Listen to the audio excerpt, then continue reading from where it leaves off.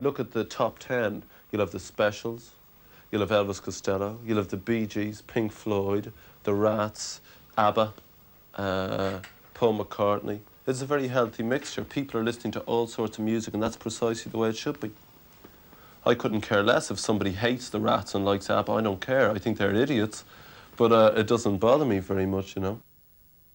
But what happened to the bands who started the whole thing in '77? The Sex Pistols disbanded in '78, and their bass player, Sid Vicious, dead from an overdose of heroin, became a cult figure. The Damned now play a mixture of original punk and heavy metal. They have to strip to shock people nowadays.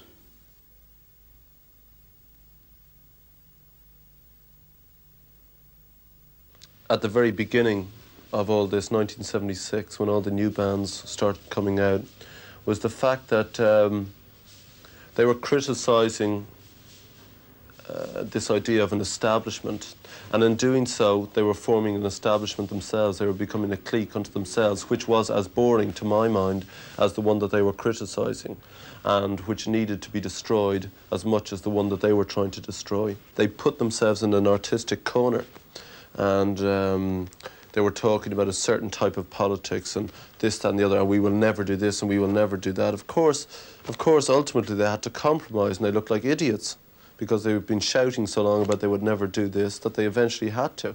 And I think some of them worked themselves into a corner where they couldn't break out of. Sham 69 is an example.